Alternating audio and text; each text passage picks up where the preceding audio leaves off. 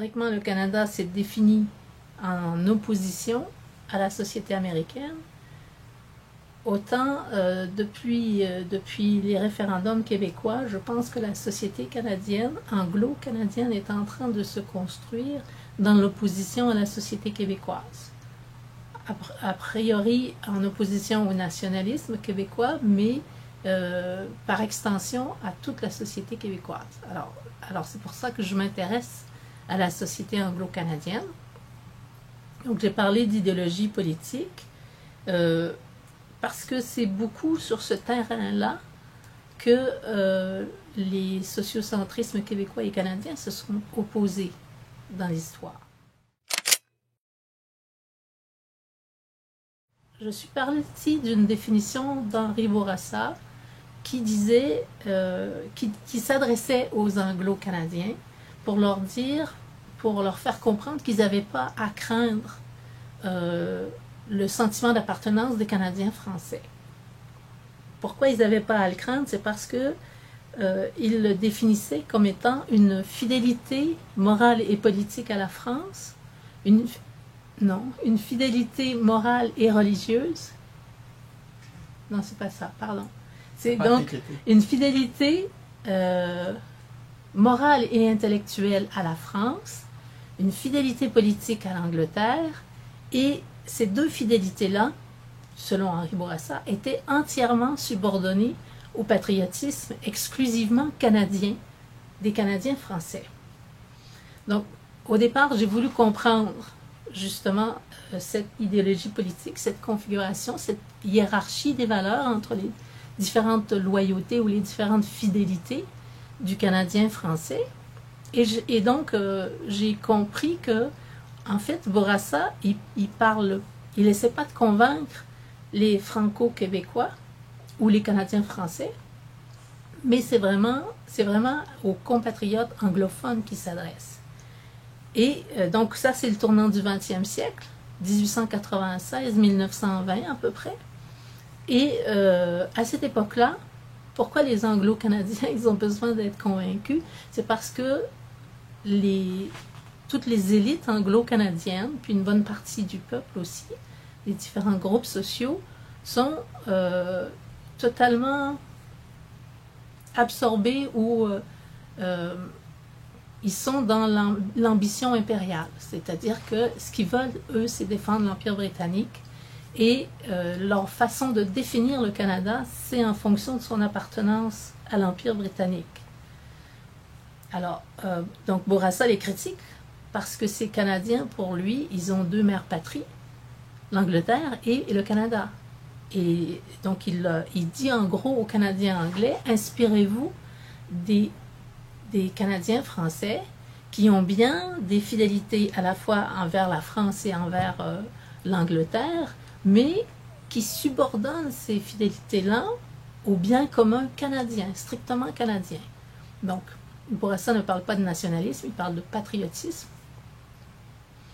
Donc, ça, c'est une première configuration canadienne-française, on peut dire, alors que du côté anglo-canadien, la valeur principale qui va définir le Canada par opposition à des autres, cette valeur-là, ça va être la loyauté envers l'Empire britannique et la loyauté envers la couronne. Alors c'est vraiment, tout passe par la loyauté pour les Anglo-Canadiens. Et dans cet attachement à la loyauté, les Anglo-Canadiens, ils veulent se démarquer des États-Unis. Donc c'est le point principal, hein. Les Anglo-Canadiens, pourquoi ils sont loyaux? C'est parce que les Américains, eux, ont cessé d'être loyaux à l'Empire britannique. Ils ont déclaré leur indépendance. Il y a plein de loyalistes qui ont combattu contre l'indépendance des États-Unis, qui sont venus s'établir au Canada en 1783, quand l'Angleterre a reconnu enfin l'indépendance des États-Unis. Donc ces loyalistes-là ont beaucoup marqué l'histoire canadienne du 19e siècle et jusqu'au premier tiers du 20e siècle. Donc c'est ça qu'expriment les Anglo-Canadiens.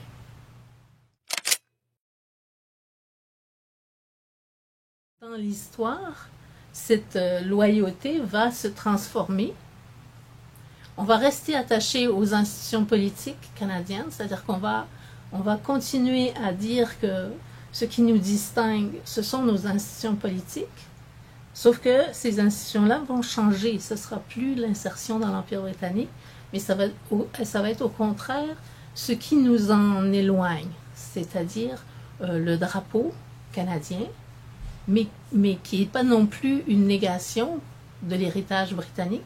Le rouge du drapeau canadien reste d'inspiration, on pourrait dire, britannique.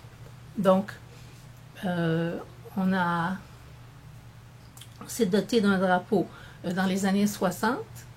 Et bon, longtemps après, par contre, va venir l'hymne national. Le Haut-Canada ne sera adopté par le Parlement canadien comme hymne national qu'en 1981.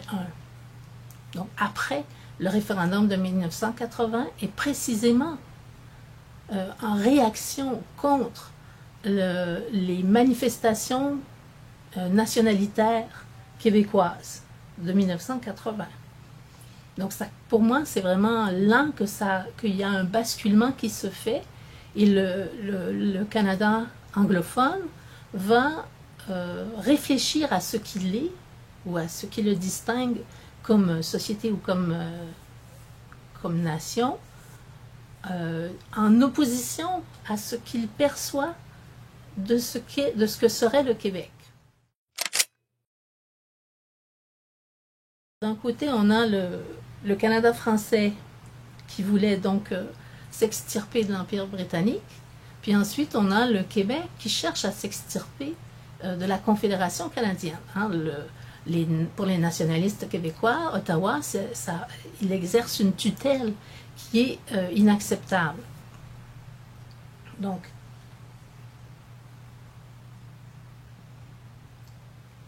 du côté franco-québécois, c'est assez évident que la définition de soi se développe en s'opposant à cet autre qui est représenté par le gouvernement d'Ottawa, mais de manière plus générale, souvent aussi, il y a des raccourcis qui se font par les Anglo-Canadiens, par le groupe des Anglo-Canadiens.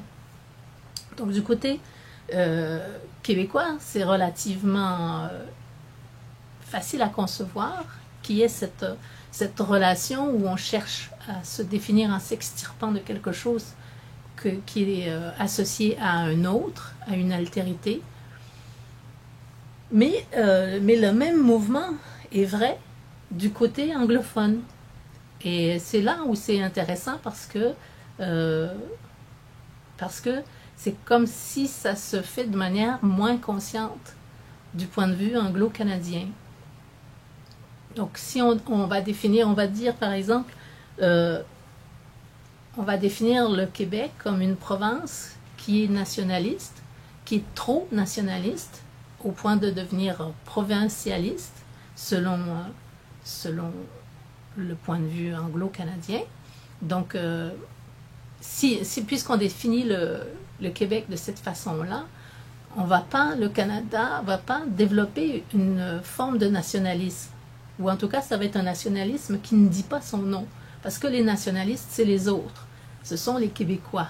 Nous, on est beaucoup plus universaliste que ça, on est beaucoup plus ouvert sur le monde, et d'ailleurs, on est multiculturel, alors que les Québécois sont presque monoculturels, il y a très peu de diversité sociale, croit-on du point de vue anglo-canadien, dans la société québécoise. Et donc, ça procède comme ça, le sociocentrisme canadien va se développer par opposition à ce qu'il perçoit être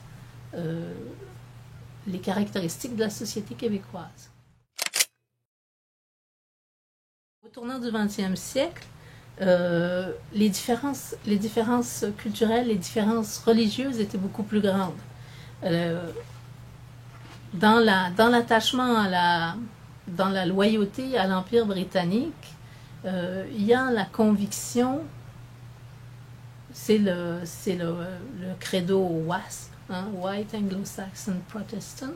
C'est la conviction que les anglo-saxons, c'est une race, entre guillemets, supérieure aux autres races, et cette supériorité est en partie fondée dans le protestantisme, parce que c'est une religion présentée comme étant beaucoup plus individualiste, qui laisse beaucoup plus de place à l'individu, qui ne suit pas les dogmes, qui ne fait pas l'adoration des saints, toutes croyances qui sont considérées comme archaïques et peu modernes. Donc, l'impact de la religion joue un rôle relativement important au tournant du XXe siècle, mais ce n'est plus vrai, évidemment, actuellement. Puis la société s'est laïcisée beaucoup dans la Deuxième Guerre mondiale. Après la Deuxième Guerre mondiale, disons que aujourd'hui, bien sûr, il y a comme un retour des groupes, et pas juste protestants, là c'est vraiment beaucoup plus général que ça, c'est des groupes chrétiens, catholiques aussi, plus à droite, et qui cherchent à prendre une place relativement importante dans la société, dans l'actualité, par des actions de groupes de pression, de lobby, etc. C'est sûr que oui, c'est très... surtout avec le gouvernement de Stephen Harper, il y a comme tout un amalgame de groupes qui gravitent autour du gouvernement fédéral et qui cherchent à influencer les politiques. Le catholicisme est différent du protestantisme au tournant du XXe siècle, mais on ne peut pas dire que le catholicisme est exempt d'individualisme. Parce que, par exemple, pour Bourassa, le pape est excessivement important dans son système idéologique, dans sa configuration d'idées et de valeurs, parce que le pape, c'est ce qui rattache encore le monde au divin, le monde des hommes à l'espace divin, et donc à tout ce qui est moral, à tout ce qui est bon, tout ce qui est bien dans le monde. C'est par la voie du pape que ça passe. Il faut savoir qu'à la fin du 19e siècle, hein, la papauté a créé un dogme qui est l'infaillibilité papale. Le pape ne peut pas se tromper dans sa fonction de pape, parce que le pape, c'est une voix divine et humaine à la fois. C'est un homme qui parle, mais c'est Dieu qui s'exprime à travers sa voix. Donc, pour Bourassa, cette situation-là, qui aujourd'hui nous paraît tout de suite déconnectée, mais pour Bourassa, c'est tout à fait vrai. Et donc, il y a une forme d'individualisme aussi dans la pensée d'Henri Bourassa, par cette valeur qui est mise sur le personnage du pape. Comme vraiment... c'est en fin de compte le pape, si on veut caricaturer un peu, c'est par le pape que la valeur pénètre dans le monde, selon Henri Bourassa. Et si on élimine l'institution de la papauté, eh bien, les hommes sont livrés à eux-mêmes et ils n'ont plus du tout les lumières de Dieu. Donc ça va très mal si ça arrive. Historiquement, l'adoption du multiculturalisme, ça s'est fait dans le rejet du Québec. La politique de Pierre Elliott Trudeau, c'était pour contrer le biculturalisme, l'idée des deux peuples fondateurs ou des deux nations, des deux cultures. Hein, c'est vraiment, Trudeau a dit, on parle deux langues, mais nous n'avons pas deux cultures. Il y a plusieurs cultures. Hein, puis les premiers ministres du multiculturalisme le disaient, au Canada, il n'y a pas une culture, il y a des cultures. Bon, donc, la politique du multiculturalisme s'est développée en opposition à l'idée du Canada comme étant constitué principalement de deux nations ou de deux peuples fondateurs ou de deux communautés linguistiques. Donc c'est évident que même si le Québécois moyen ne connaît pas forcément ce fait-là, c'est comme si le multiculturalisme, par définition, il reste gros de cette problématique, de ce rejet. Alors, le multiculturalisme, c'est comme si c'est quelque chose qui, du point de vue du Québec, ne peut pas être adopté sans caution, sans faire attention. On peut pas se porter spontanément pour le multiculturalisme à cause de son histoire même, de son élaboration, l'histoire de son élaboration. Donc, c'est sûr que oui, ça joue donc dans la réaction québécoise à la diversité, mais en même temps, je sais pas très bien ce qu'il faut en penser de cette crise des accommodements raisonnables, parce que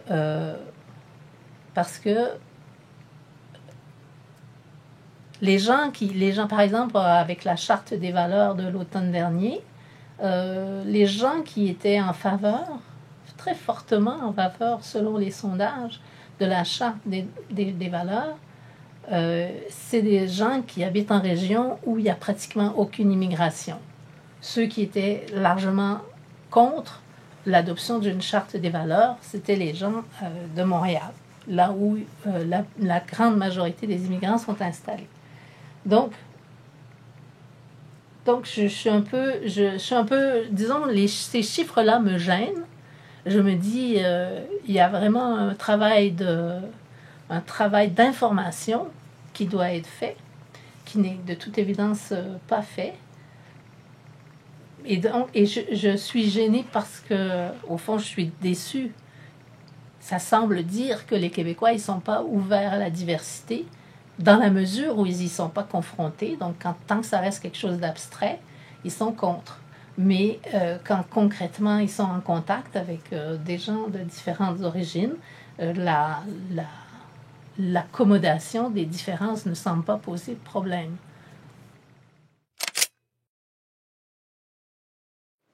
Donc, j'ai retenu tous ceux qui parlaient, qui portaient sur le Québec pendant la campagne référendaire de 1995, et le résultat est assez dur. Le jugement critique est très, très fort. On voit le nationalisme québécois comme un nationalisme ethnique, étroitement proche même carrément du racisme. Donc il y a vraiment un rejet global. On trouve que les chefs politiques québécois, ce sont des manipulateurs, des gens qui mentent professionnellement, pourrait-on dire. Et donc toutes les idées, tous les projets que ces gens-là mettent de l'avant sont forcément des projets négatifs, qui visent à l'exclusion sociale, qui visent à, par exemple, on va dire, si les Québécois veulent se séparer du Canada, c'est pour être des plus gros poissons dans un plus petit bocal. Donc c'est vraiment un désir de pouvoir qui est derrière le projet nationaliste, et ce ne serait rien d'autre. Donc ce sont les élites qui veulent avoir plus de pouvoir et qui manipulent les masses pour arriver à leur fin. C'est comme ça, c'est vraiment comme ça qu'on voit le référendum de 1995. Et bien sûr, la remarque de Parizeau, le soir du référendum, est venue, du point de vue anglo-canadien, confirmer leur dire.